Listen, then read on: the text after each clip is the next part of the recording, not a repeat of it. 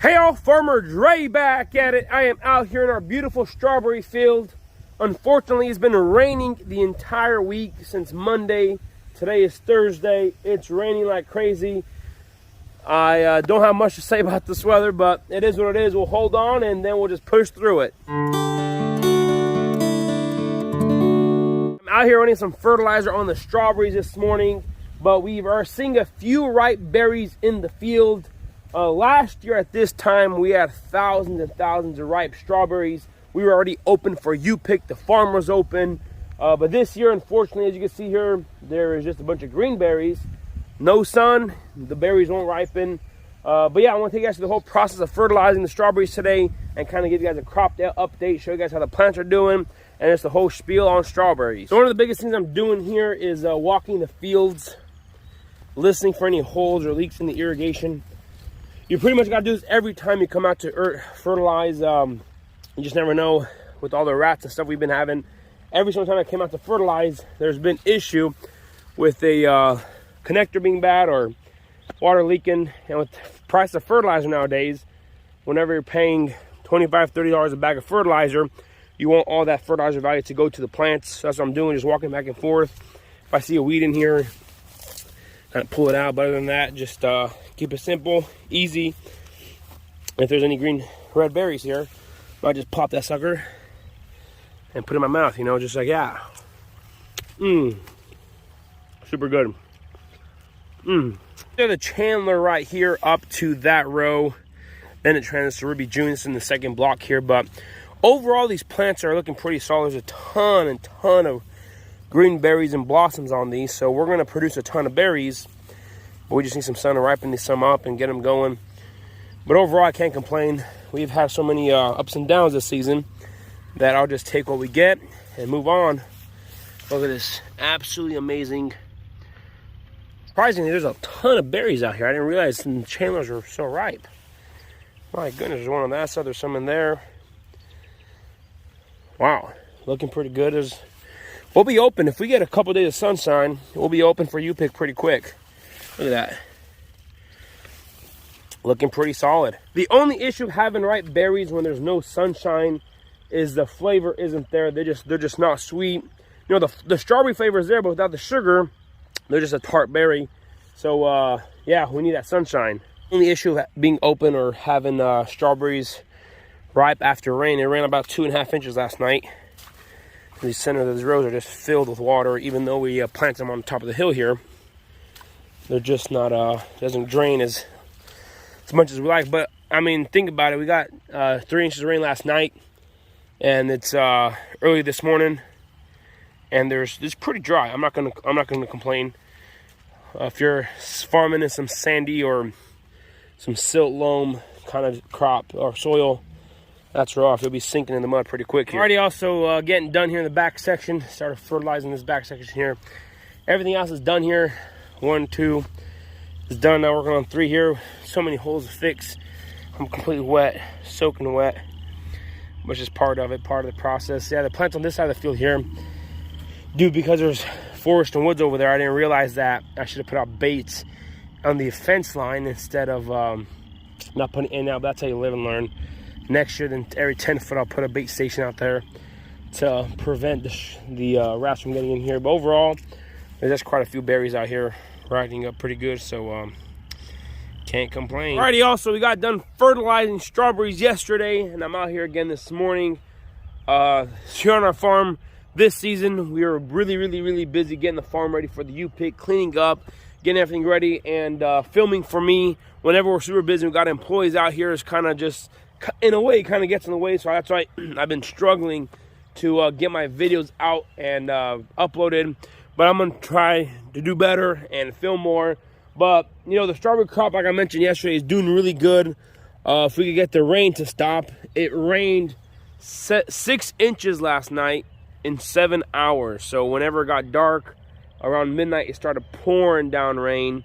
And until this morning, it didn't stop. So 6 hours of rain within in one night is kind of rough on some plants.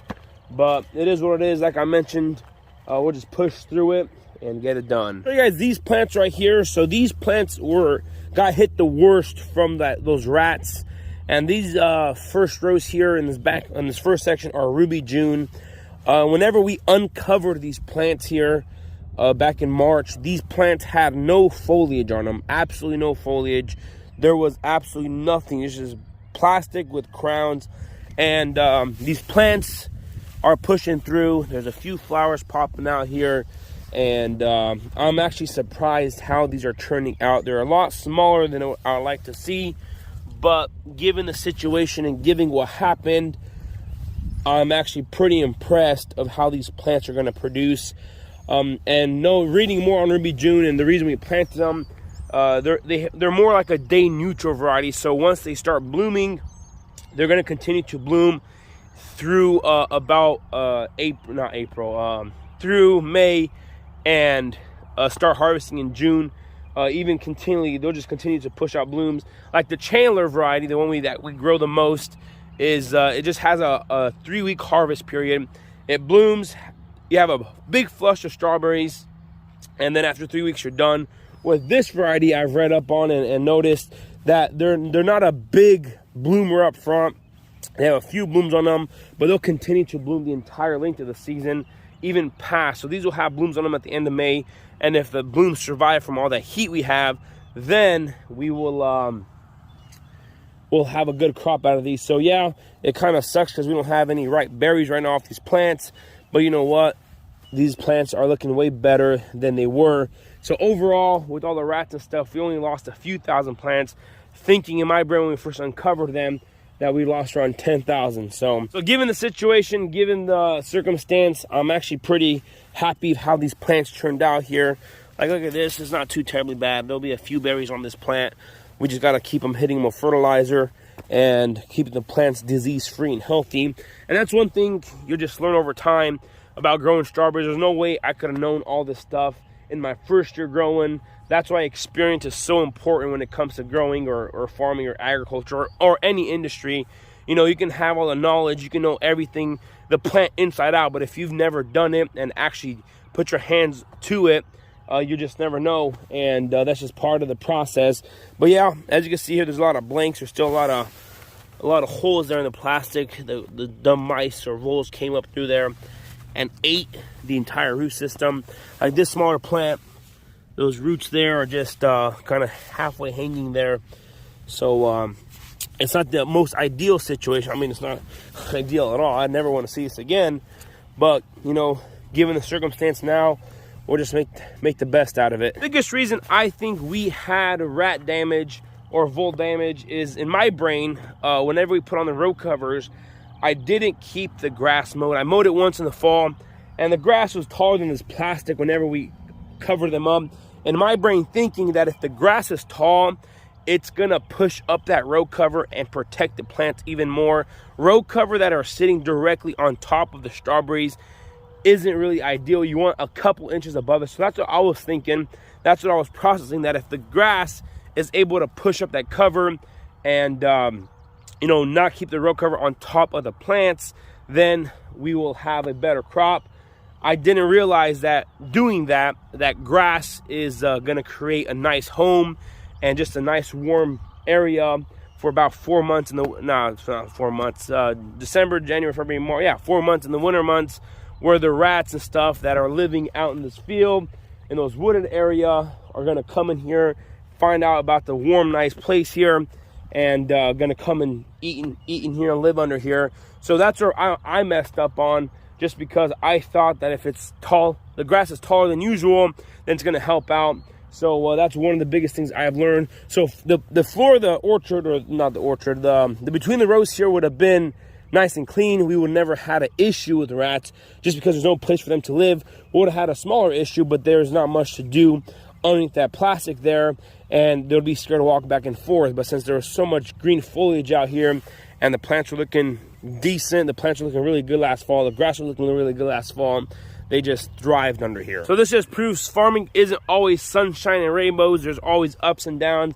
But the reason I want to share this with you guys is I don't want you guys to make the same mistake next year, this time, or next year whenever we cover, or this fall whenever we cover up. There's going to be a bait station outside in the perimeters of the field just to protect the rats and stuff from getting in here. I'm gonna put a few bait stations underneath the cover on the edges there, just to kind of prevent, you know, growing strawberries and going to all these conferences. You know, you have farmers there that have been growing strawberries for 20, 30 years. Some farmers have been growing strawberries for 10 years. And if they battled it in the first and second season, they forget to mention to the new growers that, hey, you better watch out for this, this, and this. So then whenever I mention to the, hey, have you guys ever had any rat issue or damage to your plants? Like, oh yeah, my first couple years of growing strawberries, that's how I learned.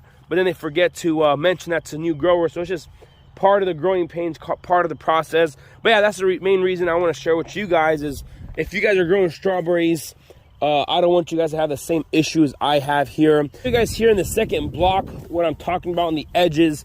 So these are Chandlers shown on this side, and you can see here, the first couple feet, every single row have a ton of damage, and the damage stops in the middle of the row. Those plants are looking a little solid, or you have a blank section there. So that just proves that the rats like to come in. I mean, the grass was 16 inches tall here this past winter, you know, as a cover crop to keep the soil here and everything. The rats are coming in and getting underneath the covers here and just staying on the first couple feet of the rows, and that's about it. Alrighty, y'all, this is gonna be it for today. Just want to show you guys what the strawberry crop is looking like, what the plants are looking like, what I've learned from the rat situation, and what I'm going to be doing differently in future years to come. Like I mentioned, it's just part of the growing process, part of experience, even though it hurts the pocketbook sometimes. But you know what? It is what it is. It's part of farming. It's part of growing as an individual, growing as a farmer. And just want to show that, we'll share that with you guys so you guys won't have the same issues. You guys won't have do the same mistakes that I did. And that's the beauty of what social media is all about.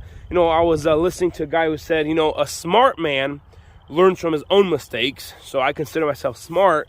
A wise man learns from other people's mistakes. So you guys have the opportunity now to be wise and learn from my mistakes so that you guys won't have the same issue on your operation, on your farm, or in your home garden. So that's gonna be it for today. If you guys haven't already, and if you guys want to support the channel, go ahead and check out FarmerDreSupply.com. The link is in the description box below. That's where you guys are able to find fertilizers, tomato seeds, tomato fertilizer, everything you need for your operation day to day. Those are the exact same products that I use here on our farm day to day: drip tape, couplers, plastic, just everything you guys need. Go ahead and check out the link down in the description box below. It really helps out the channel here, helps us out here on the farm, and I would appreciate it if you guys would check it out. That'll be it for today. If you guys haven't already, go ahead and hit that subscribe button, smash that like button if you guys enjoyed today's video. Don't forget, hit that notification icon so you guys can be notified whenever I do upload a video. I want to say thanks for watching up to this point. Y'all have a good day, and we will see you next time.